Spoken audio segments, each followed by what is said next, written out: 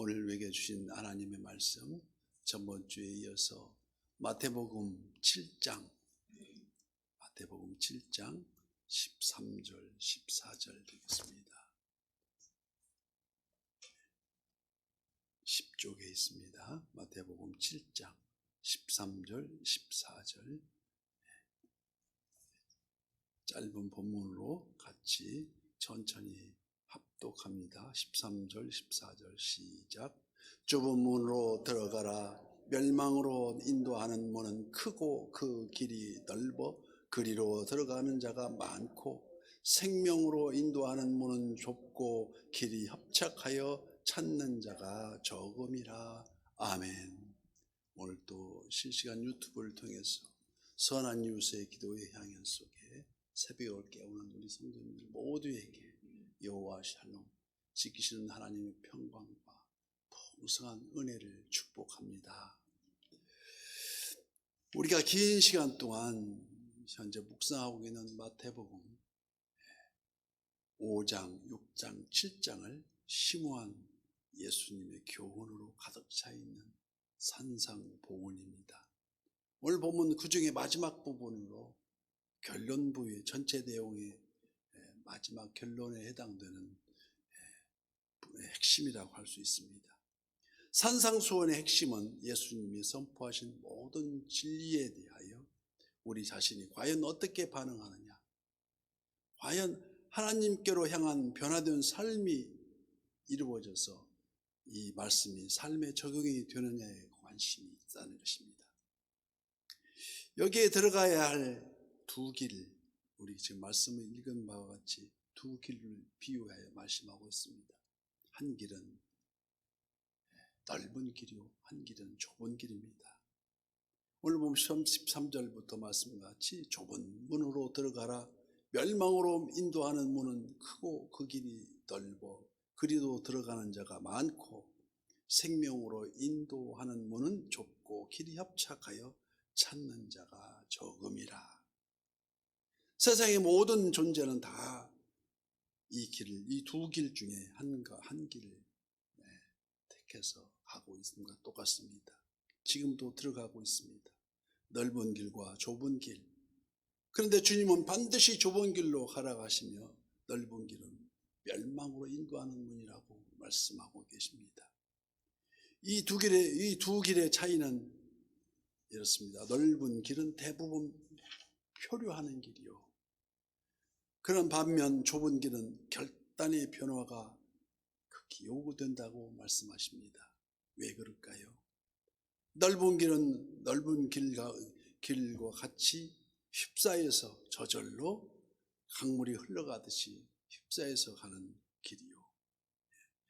그래서 표류하는 길이라면 좁은 길은 의도적으로 방향을 바꾸어서 결심한 마음으로 방향을 바꾸고 잘못된 방향을 바꾸어서 우리가 회개에 대해서 말씀을 배웠듯이 회개에 합당한 열매를 맺음으로써 그 길을 좁은 길로 들어가야 된다는 협착한 길이라기 때문입니다.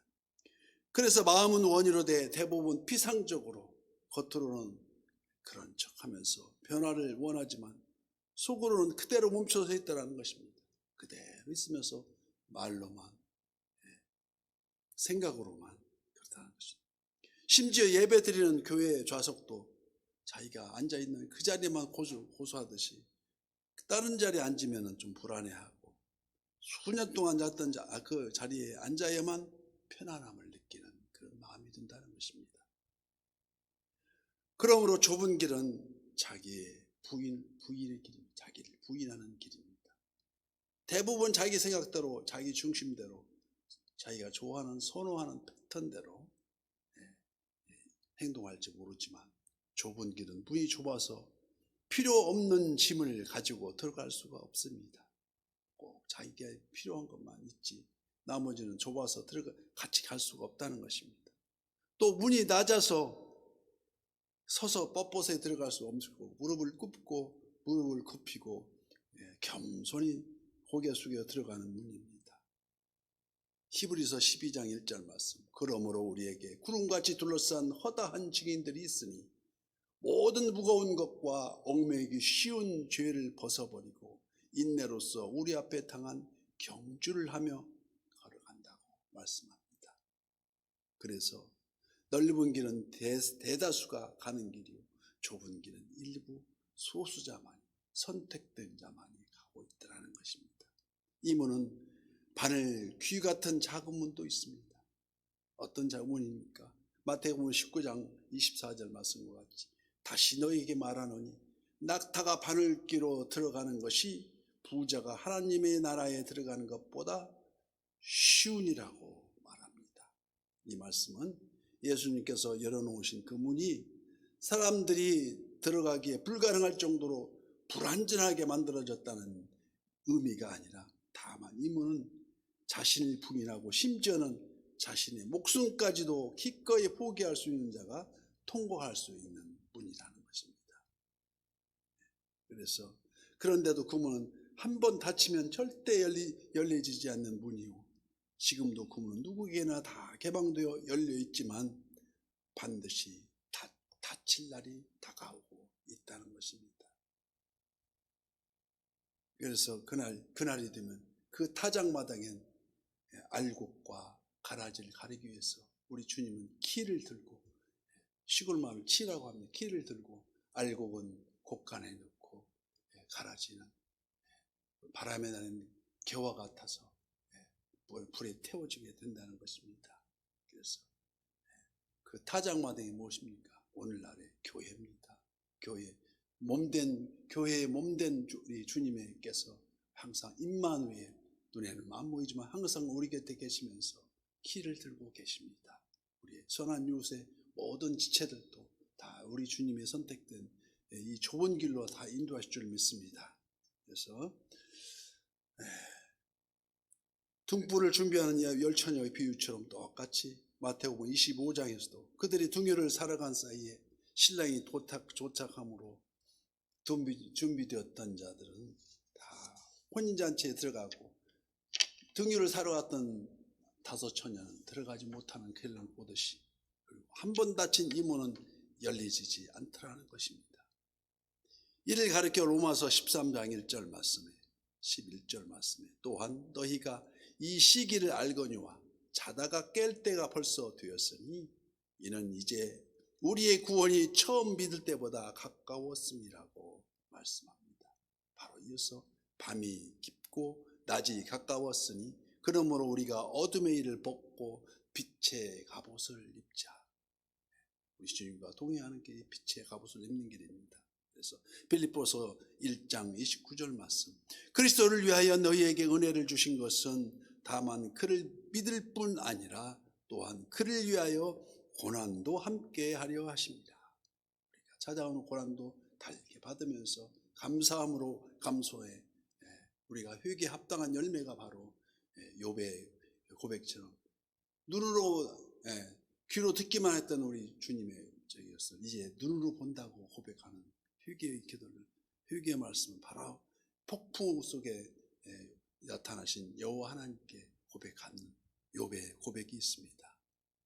믿음으로 구원을 받고 은혜를 받으면 앞길이 평탄하고 기쁨과 평강이 넘치는 복락의 길만을 걷게 되는 것이 아니라 때로는 고난의 길도 함께 해야 한다는 것을 의미합니다. 잠시 잠깐 그릇된 선택은 그리스도께서 피 흘려 세우신 십자가의 도를 헛되게 한다는 사실을 우리는 명심해야 한다는 것입니다. 그래서 십자가의 도가 멸망하는 자들에게는 미련한 것이요 구원을 받는 우리에게는 하나님의 능력이 됨이라고 고린도전서 1장 18절 말씀입니다. 사랑하는 성도 여러분, 그러나 이 길은 결코 혼자서 이렇게 가는 길이 아님을 잘 깨달아야 됩니다. 임마누엘의 우리 주님이 지금도 동행하시면서 우리 곁에서 우리가 슬퍼할 때 같이 슬퍼하시고 기뻐할 때 같이 기뻐하신다는 것입니다. 좁은 문으로 들어가라. 멸망으로 인도하는 문은 크고 그 길이 넓어 그리로 들어가는 자가 많고 일제치하에서도 일사각오로 죽으면 죽으리라고 항거하던 우리 그러시다가 47세 47 나이로 순교하신 소양 주기철 목사님이 계십니다. 그분은 들어가기 전에 영문 밖의 길이라는 자기 심경을 피력하는 시를 남기고 이 고난주간에 그거를 생각하고 십자가 길을 묵상하면서 우리 주기철 목사님의 글을 읽어드리겠습니다. 이런 내용입니다. 서쪽 하늘 붉은 노을 언덕 위에 비치누나 연약하신 두 어깨에 십자가를 생각하니 머리에 쓴 가시관과 몸에 걸친 붉은 옷에 피 흘리며 걸어가신 영문 밖의 길이라네. 이 고난 주간을 묵상하면서 우리 주기철 목사님이 쓰신 그 시는 계속됩니다. 한 발자국, 두 발자국 걸어가신 자국마다 땀과 눈물, 붉은 피가 가득하게 고였구나. 간악하다 유대인들, 포악하다 로마 병정, 걸음마다 자국마다 갖은 곤욕 보셨도다. 눈물 없이 못 가는 길, 피 없이는 못 가는 길, 영문 밖에 좁은 길이 골고다의 길이라니. 영생의 복 얻으려면 이 길만을 걸어야 해. 배고파도 올라가고 죽더라도 올라가세. 아픈 다리 싸매주고 저는 다리 고쳐주고 보지 못한 눈을 열어 영생의 길 보여주니 온갖 고통 다하여도 제 십자가 바로 지고 골고다의 높은 곳에 나도 가게 하옵소서 하고 끝납니다. 이 한편의 시와 함께 소양 주기철 목사님은 순교를 하신 것입니다. 47의 파란 청춘에 옥중에 갇힌 고문과 효유에도 흔들리지 않고 주님 주신 좁은 길로 올라가셨다는 것입니다. 이 아침 우리들 모두, 우리 선한 이웃의 지체들 모두가 다 한 걸음 한 걸음씩 성화되어가는 그 길 걸으며 새벽을 깨우는 우리 모두가 되시기를 예수님 이름으로 축복합니다.